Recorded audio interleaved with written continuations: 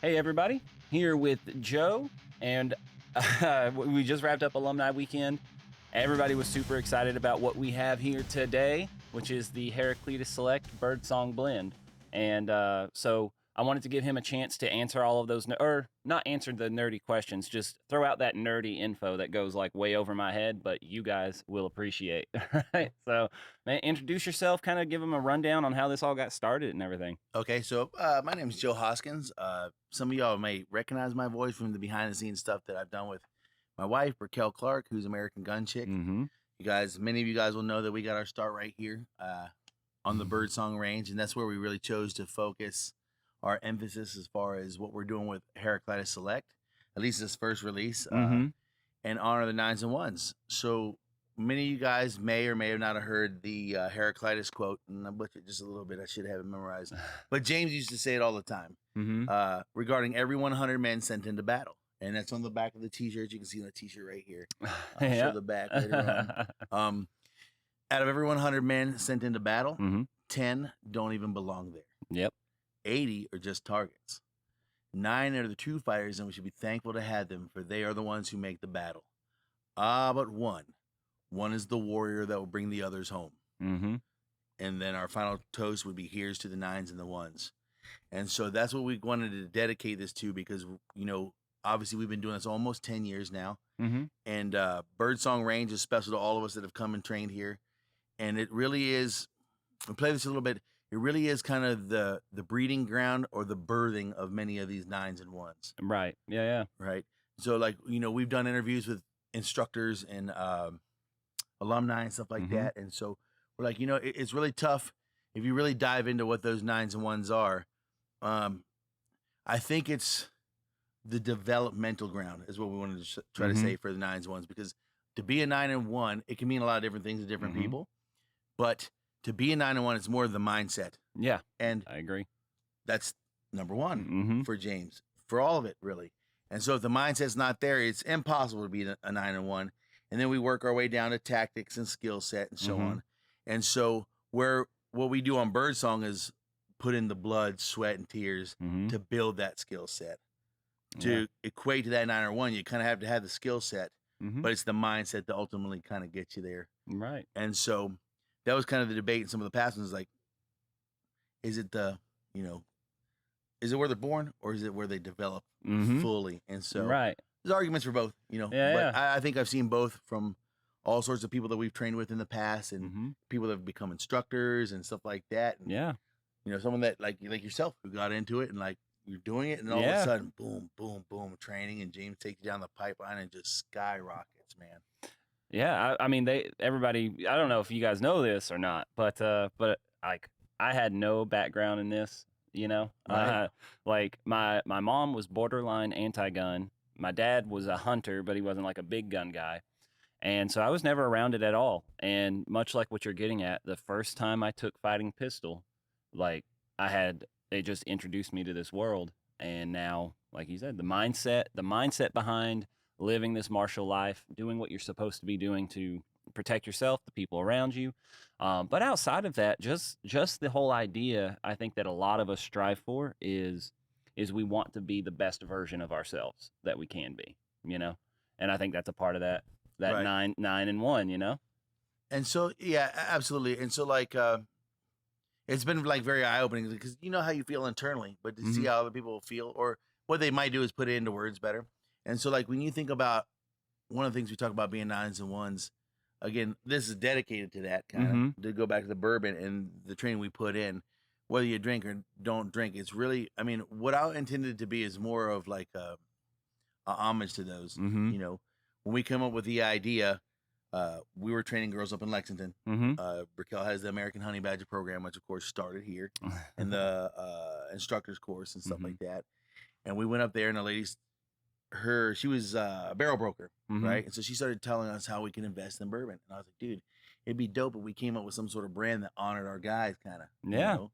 And so, like, I had this idea, and I learned a bunch about a bourbon up there and how they process it and make it, and then they proof it down from when the bourbon comes out of the barrel. It comes out at 120 proof. Mhm. And so what they do to bring it down to 80 or 90 proof is they add Kentucky limestone water, and they're very proud of how special that is and stuff like All that. right. And so I was like, dude, wouldn't it be cool, man, if like to bring some of Birdsong to this bourbon idea Mhm. is if we used the water from the creek on Mhm. Birdsong Range. And so when I, of course, brought it to you guys, that's why I said, hey, man, like I didn't even know if like we could do that. Right. Right. And so I had to run it by the guys up there and see what they said. And they're like, yeah, we can make it happen. Of course, for me, I'm like, this is awesome. Yeah, here it goes. So I had to come down here and we, you know, bounce ideas back and forth off of each other. And of Mhm. course, we all know, like, obviously, James didn't drink. Mhm. So we're like, you know, it is large part to honor him for bringing us together because Mhm. then nines and ones are going to be different in everyone's life. Mhm. Obviously, in this range, he is our one. Right. He's Right. the one that brought us together Mhm. unequivocally and like without a doubt. But since he didn't drink, we wanted to honor him as far as that goes. Mhm. And the fact that, you know, the school's here and the way society would look at it is, you know, Right. conflicting. So we were like, what could we do to come up with an idea that would be cool that honors the alumni that we all know, Mhm. but doesn't tie the school in or Mhm. is disrespectful to James in any way. Right. And so you guys got together, Mhm. right? I understand. I know this, right? Yeah. Like, got together with Dana, Mhm. hot, crazy matrix, wild Dana, and said, "Man, what if we incorporate Birdsong, the range?" And I was like, "Dude, that's brilliant." I think so too. Yeah. And so with us taking the bourbon from Kentucky and blending it with the water out of the creek, making it us, Mhm. that creates the blend and, you know, double B's, Birdsong blend that comes off the tongue. Yep. That's how we kind of came up with the idea and the name and stuff like that. And so here we have it. Like now, technically, again, as you talked about before, this is not it yet. We're at the spot we're Mhm. about to start bottling. Mhm. But without going into a long story, Right. the bottles we have that are coming out are super cool, right? Mhm. You guys seen those? Yes. We have two versions. The because this is our initial launch, it's going to be a little bit different than the original version that we showed you. Okay? Mhm. None of y'all probably seen it yet, but the bottles are super cool. The people we got backing them obviously are super cool. We're doing it more than just here with some other social media content creators Yep. to help create nines and ones as well. But again, the idea originated here. Mhm. This is our family. Bottle super cool. Backstory: Heraclitus, nines and ones, super cool. The people backing it, super cool. The big key question was, could we get good quality bourbon, right, Mhm. to put in there? And so I was like, all right, here we go. As an outsider coming in, can we acquire these barrels that are actually legitimately good? Because I didn't want to put something out there and then be like, oh, it's a gimmick, and then we get dumped on, and it's Right. embarrassing for all of us, you know. Right.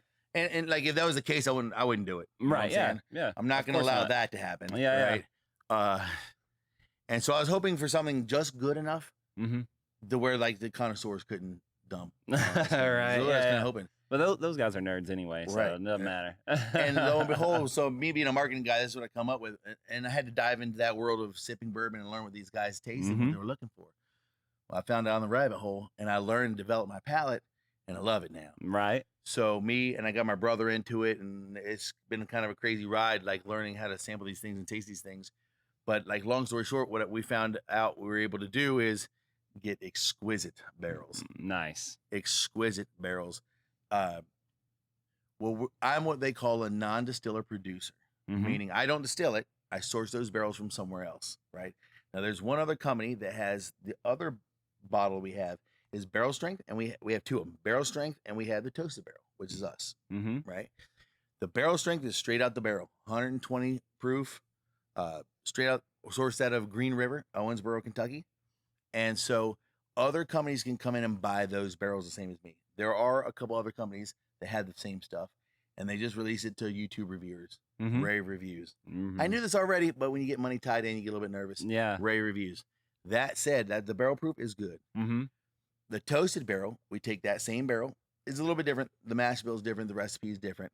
We dump it into a second barrel that has a different toasting on the inside and Mhm. gives it additional flavors. And of course, we're importing the Birdsong range water. Mhm. There were some things that went awry kind of with how we got it into the barrel. So it made me really nervous it was going to come out funky because you never know until you try it. Exactly. I had to make a special trip all the way up to Kentucky to try it.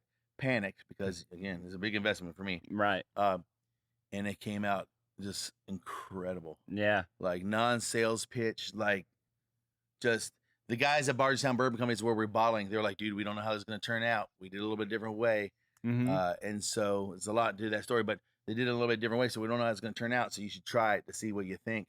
And when I tried it, it was just a Good. banger. It is a banger. It's not like the barrel proof one is good too. Like Mm-hmm. there's no slackers, but it made me super excited because I was like, dude, I have the really strong one, Mm-hmm. right? So for that bourbon bite that you're looking for, bourbon Mm. connoisseurs look for. Right. And then I had that nice smooth one at 91. So if you're not a connoisseur, you can sip it. Raquel despises whiskey, right? Right. Despises it. And her girlfriend were up there with me and like, all right, let me try because they're inquisitive. Yeah. And so she tried to say, I can actually sip this. Mm-hmm. So I was like, yes. Yeah, that's You know? excellent. Because our guys, you know, like we're more focused on training and becoming better. Not like most of us don't drink really. Right. Right. And upon occasion, maybe the cigar or something like that. So it was never meant to be something like that. More or less in my brain, just kind of an ode to the guys that have trained here. Yeah. And like, let's say, not necessarily if it's something you share. We'll get to that in a second when you're with your 9s and your 1s, but something that you could give as a gift Mm-hmm. with the backstory and letting the people in your life that are the 9s and 1s know how you feel about them. Because to be those 9s and 1s, it's like, especially the 1s, there's sacrifice in there. Like unneeded, unnecessary sacrifice that's selfless. I mean, paramount. Yeah. It's Yeah. skill set top tier, mindset top tier, ability and tactics, all that stuff top tier, and willing to be that person and to be selfless to give it back to us in more ways than just mindset, skills, and tactics. You know what I'm saying? Oh, or yeah. gear or whatever. So like for me, I had a guy I was with in the Navy. Dude, I struggled in the military. I just hated it. Right. Because the structure and stuff, and we had a questionable, I don't want to dump on them, but like we had some good guys and we had some bad guys. As usual. Right. Yep. But I was very blessed to have a couple key guys that were very good dudes that helped me stay afloat despite the fact that I hated it. And so, like, I mean, quintessential ones. Right. You know what I'm saying? Right. That I wish I'd have been a better sailor for. And they rocked it, man. And so, like, years went by and I lost contact with these dudes. And, like, I wrote an email to one of them, both of them actually. And I said, hey, man, just so you know I was a big pain in your ass as a 21-year-old kid. I freaking hated it there. And I could have been a lot better shipmate to you guys. I could have been a lot better dude. And I apologize that I wasn't, but I do want you to know that you guys did everything you could to make me the best man I could be. And I'm very appreciative because it could have been even worse experience without you all there. And I want you to know that I'm very appreciative for what you guys did for me. Very common conversation that most of us probably all had with James already, you know? Right. But that's kind of what I wanted it to be. And so there's people that talk about, you know, bourbon and how it's shared. It's not, when you get to the connoisseur side, they don't just slam it like when you're in college of whiskey shots, right? It was originally known as like a Southern gentleman's dessert type deal, where they have their big fancy dinners and then they retire for cigars and dessert and stuff like that, and they have themselves a pour of bourbon. And so they developed their tongue over the year to develop these different tastes. When you see the snobs were like, I taste oak and I taste this. It's the weirdest thing in the world, but if you never develop that palate, right, it just tastes like fire and garbage. Right. Keeping it clean. Like, but if you get past those first couple sips and over time, your tongue starts to develop an ability like skill sets or anything else, as goofy as it sounds. I never knew this, and it blew my mind when I started figuring it out. You really do start tasting all these wild flavors in a drink where you're like, man, I taste baking, cinnamon spices, and then it will shift to like vanilla custard and then apples. Right. Apples is like one of the fruits that we get on ours. And so they're like, holy crap, this is insane. It's like a whole new sensory that you never knew that you had, kind of. And my pitch is not to get people to become drunks or anything like that. No. But it's just something that blew my mind because it's a different way of approaching bourbon. So when these dudes do this, they'll do like maybe a pour or two. They'll last over 2 or 3 hours, sip and enjoy that flavor in their cigars and stuff like that and move on. So we're able to do that.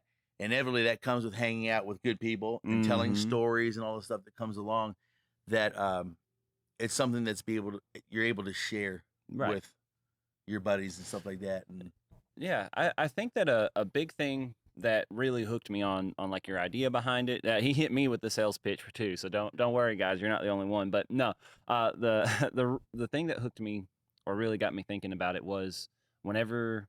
Well, I got two things. First off, I really liked whenever you whenever you talk to people about the 9s and 1s, right? Of course, this is based off of Heraclitus whenever he was talking about soldiers being sent to war. But you have a way of describing 9s and 1s in other areas of life too, right? So like that's not just about military stuff, right? Like if you are an office worker, you probably have a bunch of people who, are kind of just drones. I mean, maybe that's a, insulting way to put it, but they're just there doing the bare minimum. And then you've got some people who really hold that crew together. So like you can find your 9s and 1s even in your office job.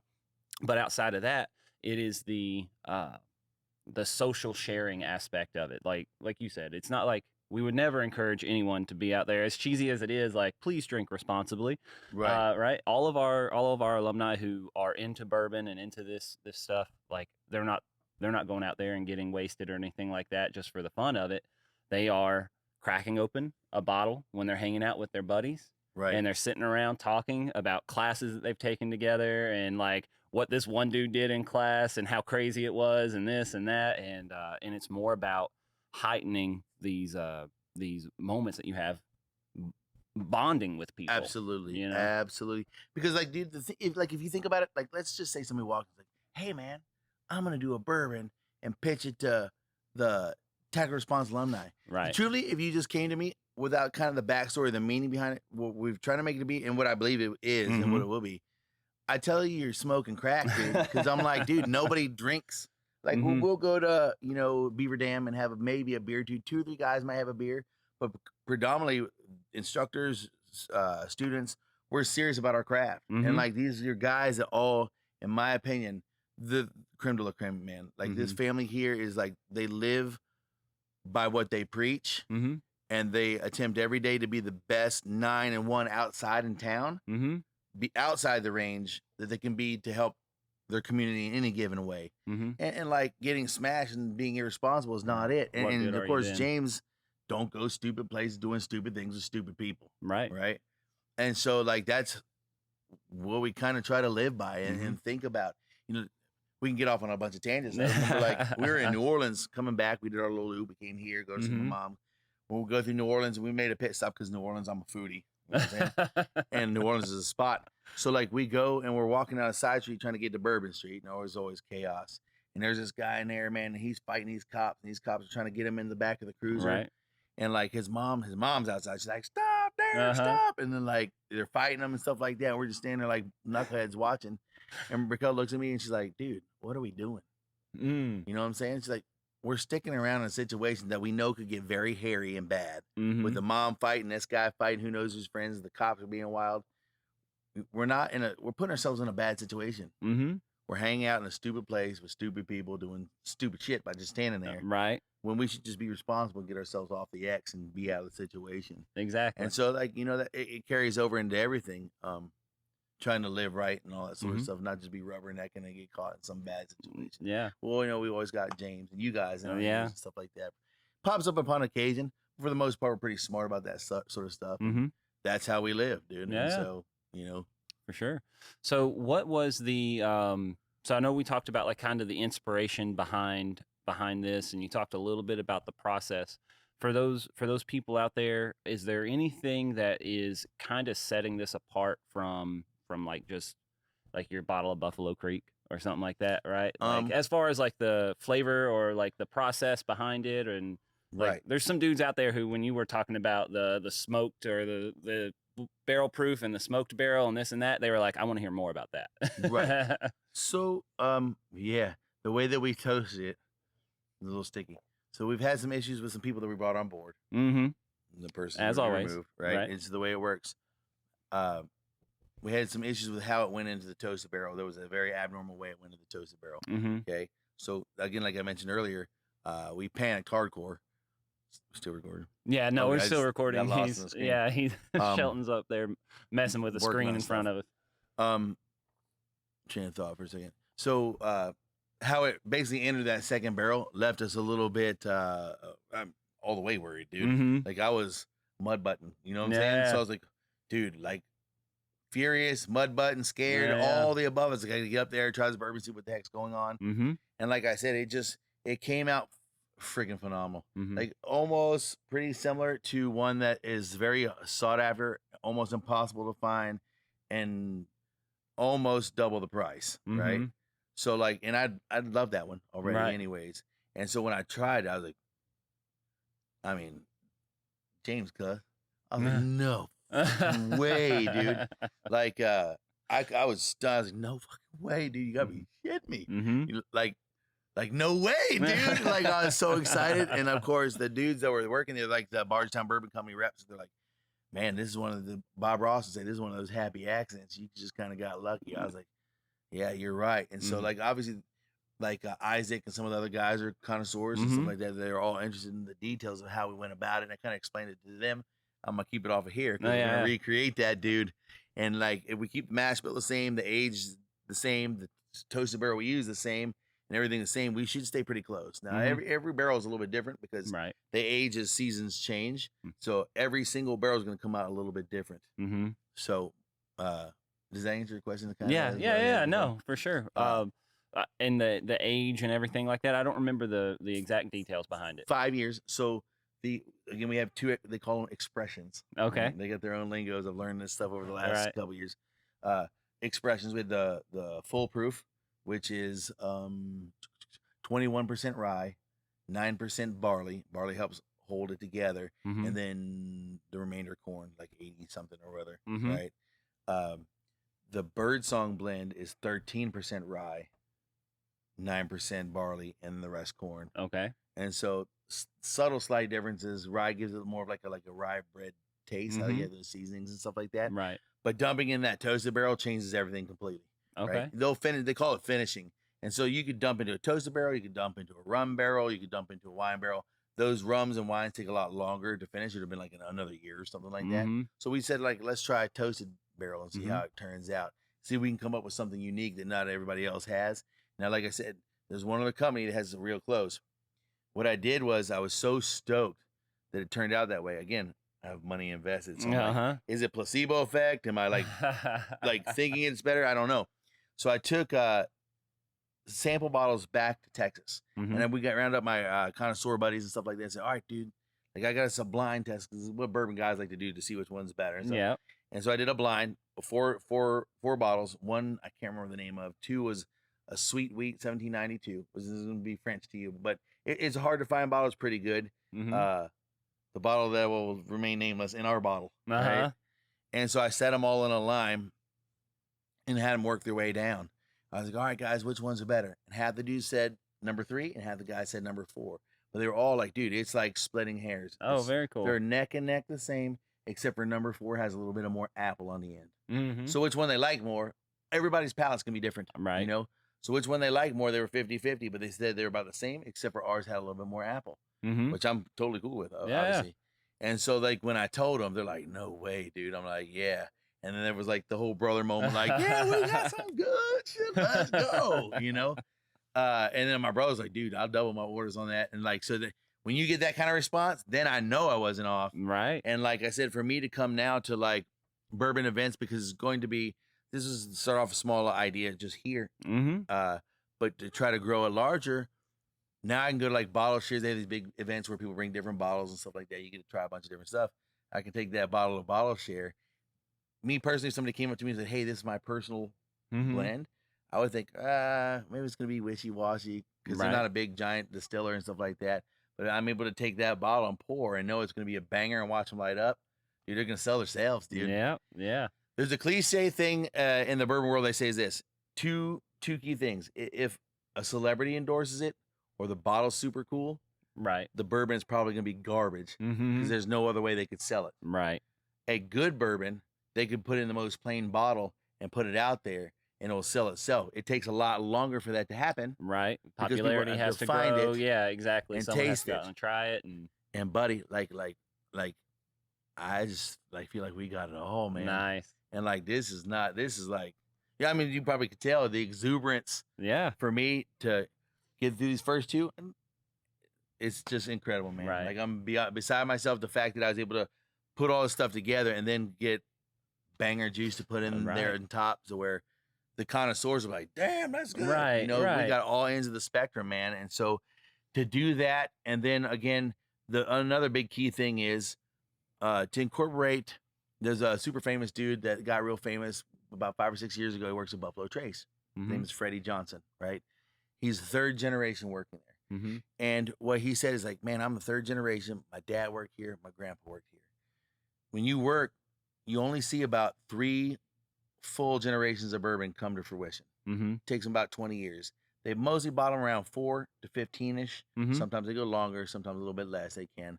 But that's predominantly what it is. So if you distill something, you know, it's going to be 4 or 5 before you can try it. Right. And about 10 to 12-ish before you really know what's primary. It's primary, like good top quality to 15-ish somewhere. That's 15 years, dude. Yeah. You know, it's a big risk, kind of. If you make a mistake and you got garbage, it is what it is. He's like, but, you know, they have these three generations. And so he gives this whole speech about how, man, I'm here now, and there's all these old barrels up here. And like, we got tourists that come in, and they marvel at those barrels and think how great that's going to be and stuff to try. For the connoisseurs, that's who goes on the Kentucky Trail. And so he's like, man, it's like, but when I was a young guy, there was all those old barrels up there, right? And when my dad came in, there was new barrels and there's old barrels. Yep. And when my grandpa came in, there was new barrels and old barrels. And what happens is like, I watch all these people come that collect these bourbons. And when you kind of get into like the bourbon world, guys like trying different ones because they all got slightly different flavors. But we put some on a pedestal because they're harder to find, they're older and stuff like that. And like some people just won't even open them. They wait for special occasions. Right. And so what he says, like, dude, he's like, don't be that person. Like, wait for a decent occasion. But again, when he came into that distillery, there was young barrels and there were old barrels. Same thing with his dad and so on and so forth. He's like, there will always be old barrels here. But you know who's not here today? My dad and my grandpa, right? So he's like, I see so many of these people that save these bottles for forever. They're not meant to be saved. They're meant to be shared with my dad and my grandpa. They're the ones that aren't going to be here. You can get another old bottle tomorrow at some point, right? And so he tells the story, and he's like, so I told this story. I've been telling this story for years. And said, one time this guy comes back to me, and he said, hey, man, I want to tell you, I appreciate you telling that story because I'm that guy. A lot of us are. I've just started down that path, but I met tons of these dudes now because I've been diving in this world. Right. He's like, I was that guy, man. Like, I had this big, huge bourbon collection, and all my kids knew about it and stuff like that. And there was the top shelf stuff that we never ever touched. Apologies. There's top shelf stuff that we never ever touched. And my kids knew not to touch that stuff. And that was daddy's collection and so on and so forth. And, you know, like as all things, time goes on. I had 3 sons and stuff like that. Some I'll get along pretty good with. One of them I didn't get along with at all. We just butted heads about everything and stuff like that. And so I hadn't talked to this kid in like 6 or 7 years or something. I might be getting bits and pieces wrong, but it's pretty close to it. And anybody that's a bourbon connoisseur will know this pretty much. But I hadn't talked to him in a bunch of years. Well, that following Thanksgiving, all my kids came home for Thanksgiving, right? And I had that speech rattling around in my head. And so after Thanksgiving dinner, we retired for cigars, and I took my boys into that room, and I started opening those top shelves. And my kids just lit up. They couldn't believe it. They couldn't believe Dad was actually going to open these bottles. And we shared those bottles of bourbon. And like, he's like, dude, it's the best Thanksgiving I've had forever. I was actually able to bond with the son I wasn't getting along with. And it was just an incredible experience to watch him light up and had that moment. Right. And so I wanted to come back and tell you thank you, because 6 months after that, the one that he had the issues with died in a car accident. And so if it wasn't for that, I would have never had those moments. Right. And so just sorry, dude. Like us being able to share something like that and let guys know, like, we're dudes, man. We don't do that. I'm like, hey, that cliche meme where it's like, how do you know the guys love each other? I'm like, hey, Joey, what's going on, dickhead? Your shirt's ridiculous, you know? And then 2 girls will be like, oh, your hair is cute. She's a bitch. You know what I'm saying? So, like, we're opposite kind of as far as that goes. But I think it's, like, really important that we know with James, we got we got an amazing gift that we had the time that we had prior to where we were able to know. And those of us that wanted to say how we felt to him were able to do so. Some probably more than others because no gay shit. You know but we're obviously not always guaranteed that. And I think that's so important to be able to do that. And some of our 9s and 1s, I think because they work so hard, they're probably a little bit in touch with themselves, were able to do that with their Mm-hmm. buddies and stuff like that, just because we put the time and the effort in and so on and so forth. But it is huge. And so with like the interviews with these guys, I asked them, I was like, man, I want you to give me an example of some of the traits of a 9s and 1s Mm-hmm. that you've seen come along and train at this place. I'd like you to tell me the traits, and I want you to name names, Mm-hmm. right? Because uh, those people might not know, I'm right. right? They might not know. And sometimes that little umph of appreciation, saying that this guy I look up to recognizes Mm-hmm. that I'm putting in this effort, uh, can spurn them on to do a lot of greater things. Mm-hmm. So for me, it was like I was a kid, never always played sports, never was like super, super good at one or the other and stuff Mm-hmm. like that. But like I was passionate about it, stuff like Mm-hmm. that. And I remember we had a baseball game, it was like JV year, and we got our nuts kicked in, man. We got destroyed. And the coach came in and was like, man, half you guys had your heads down. I'm embarrassed by what happened out there. Blah, blah, blah, blah, blah, blah, blah. Coach Duffy, his name. Mm-hmm. And he's like, oh, y'all, like half of you are embarrassment. We're going to have to get out there and work harder. We have like one guy on this team that I watched him in my gym class. No matter whether he's up by 20 points or he's down by 50, Mm-hmm. he tries his guts out nonstop. He works hard, blah, blah, blah, and just rave, rave, rave. I know who the fuck he's talking about, dude. Mm-hmm. I'm like, we need to be more like them. And like, if you guys were half as dedicated as Hoskins is, and then dude, that just hit me out of the blue. I was like, what? Yeah. Like I knew I was passionate, wanted to win, but Mm-hmm. like they just kind of hit me different, man. That at least he noticed that, Mm-hmm. right? And so obviously I'm telling a story now. That was like 30 some years ago, and it resonated with me. Keep hustling, dude. Yeah. Keep working. Those that never cease to just drive and keep going tend to be the ones that have watched Patrick Bet David and all these dudes that made billions. I don't necessarily need billions by any means, but all these, like all the people that are successful, the most important thing isn't intelligence. Mm-hmm. It isn't like some super athletic ability. It's them being driven and a relentless desire to never quit. Mm-hmm. Right? Discipline, Discipline. Yeah. Never quit. Just like no matter what you throw at me, I'm gonna keep chugging, keep coming. And so like if we're able to share that with some of the 9s and 1s that might not know that they're 9s and 1s, that their effort is appreciated, Right. dude, that can inspire them to be the next to the one or whatever, or maybe kick it back to someone else or something along those lines, dude. So like it is a bourbon. It is like, yeah, kind of a cool gimmick, fun way to thing to do it. But it's really more about, like I said, being driven to share those things with other people. Mm-hmm. And that's just kind of the way that, we've kind of put the whole thing together. And so, and what's weird is it, like, I'm keep going on tangents, but it has had an effect on me. Like I said, my brother kind of got into it. Mm-hmm. Me and my brother, dude, we couldn't sit in a room for more than an hour together. Right. Like, and everybody knows this, but we're brothers, so we still talk, but like, we just couldn't. Mm-hmm. And then I kind of got him. I said, dude, you gotta try this, start sampling, blah, blah. You're gonna start tasting different flavors. And then he did, and then he went way deeper than I did. He's Oh, wow. double digits as far as what I've got invested and stuff like that. And now, like, my mama calls and like, y'all boys are hanging out again. Like, when did y'all become best friends? And I'm like, yeah, dude, like, it's crazy. That's awesome, man. So, I mean, I don't know. It's a little bit different, but that's kind of what we're going for as far as the Heraclitus Select Birdsong Blend Mm-hmm. brand, I guess. Right, yeah. I but- think you guys are crushing it. Having something where, like, if you are drinking or something like that, and it's the one time your buddies come over that are your 9s and your 1s, that you split the bottles, reach for the back, grab that one. So like Freddie Johnson say, and what Freddie was saying, we're gonna incorporate this into the future bottles, is he'll pull that one out, and it's like sometimes like we'll sign it like Thanksgiving 2026, and have the guys that I shared it with sign the back, and I think Right. that's a super cool idea, man. Yeah. Because if you're saying, hey man, I want you to sign this bottle, it almost coerces the conversation of, I appreciate you, brother, man. Like, this is a special bottle, and then here's the reasons why, and thank you. You know what Yeah. I'm saying? And No. so, just the whole concept has come together better than I could have ever imagined, beyond just being like, oh, let's make a bourbon. Right. You know? Right. I think that's the defining factor. Right. Is it wasn't an idea to make a bourbon. It was an idea to pay homage, like you said at the start, pay homage to to this family that we've created. Right.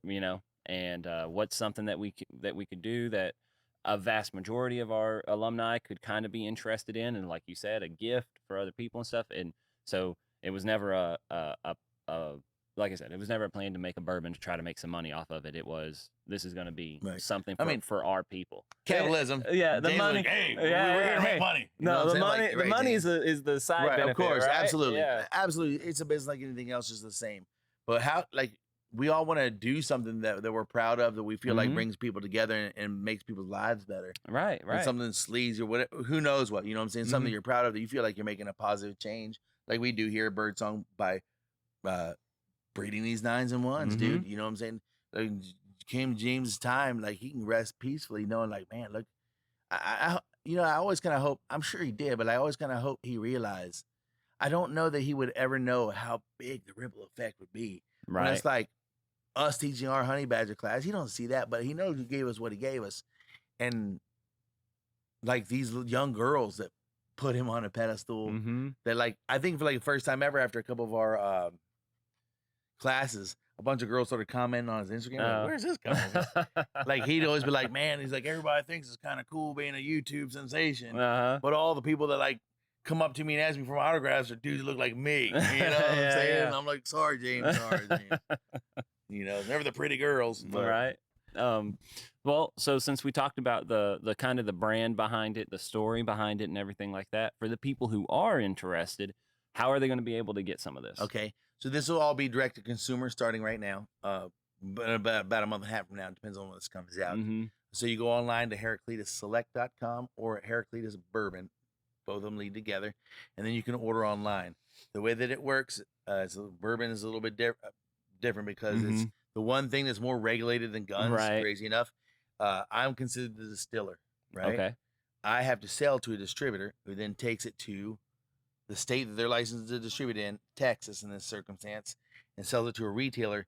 And the retailers have to have special licenses. It's kind of brand new. Okay. Direct to consumer mailing it out. Right. Okay. It used to be you had to go to like a liquor store and stuff like that. So the direct to consumer guy is Longhorn. This is what it'll be on the when you go to checkout. It's like Longhorn Wine and Spirits or something like that. And they're licensed to send to 47 states. The exclusions are Michigan, which we have a bunch of alumni like, hey, this is bullshit. Michigan, South Dakota, and Utah. Okay. But all the other 47 states we can send to. Also a bunch of European countries. I don't have those ones memorized. I know the UK is one of them. And so they'll do direct to consumer. They'll get it. It sits in the warehouse in El Paso, goes to Austin, Texas, and then they ship it out. Very cool. You have to have somebody that's over 21 to sign for it when it gets shipped. And that's how we do it. And then hopefully within 3 to 6 months, we're looking at 5 states distribution-wise. It will be Florida, Texas, New York, California, and I think the 5th one is Illinois. And we're going to we're actually got a couple stores here locally. We're putting a mad push to try to get Tennessee.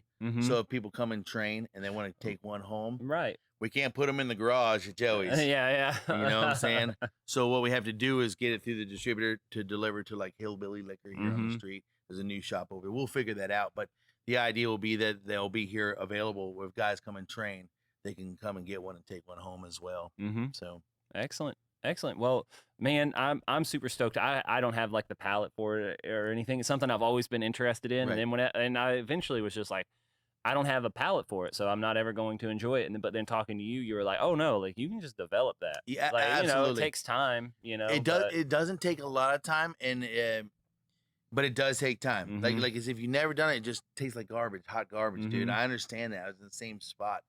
But the best thing you can do is, like I said, drop it over ice. Look for lower proof bourbons. Okay. Drop it over ice, and then you'll start to like send your tongue a little bit, and then you'll start picking up all these flavors and stuff like that. And then it develops on from there. And like the dudes that are connoisseurs, they like the straight from the barrel stuff, but it takes a little bit of time to kind of get there because straight from the barrel stuff just burns like fire. You know what I'm saying? And so it's like a developed skill.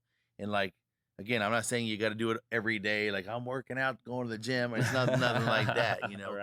You might have a pour or two once a week or maybe twice a week or something like that. Just a pour or two. You're just letting just enough in. Like we're going to do a class at some point. Just enough in where it's touching your lips and your tongue. That's it. You're not drinking it. You're just barely tasting it and pulling the flavors off and stuff like that. And so it's a developed thing. But, dude, it's pretty cool when you kind of figure it out and stuff like that. And like I said, the one other thing is just the fact that when we offer it, and I'm talking to guys here at Alumni Weekend, they're like, I could see them listening to part of what we're trying to do, Mm-hmm. and I can see the wheels turn in their mind. They kind of tune out for a second, and I know what they're thinking, but I'm like, yeah, man. So what do you think? He's like, dude, I'm sorry, man. Just tell me that last bit because I'm thinking about who my 9s and 1s are. Oh yeah, no, And like, who absolutely. do I want to share this with? Who Mm-hmm. are my 9s and 1s in my life? Where if I get one of these bottles, and a lot of cats did, Mm-hmm. that I can share this with or give them a bottle and stuff Mm-hmm. like that. And so that's precisely what we're shooting for, man. It's just knocked it out of the park, dude. I'm Yeah. super excited. Me too. Me Yeah. too, guys. So one more time, Heraclitus Select. You can find it online if you're interested in it. It should be just whenever this comes out. Today is July 15th. So We're looking middle August, mid end August, August, sometime in August. Going up sometime there in next to August. figure that out. One last little contract to sign, and whew, Nice. good to go. So hopefully you guys will be able to get your hands on these pretty soon. Thank you for watching, and remember, your responsibility to be ready for the fight never ends.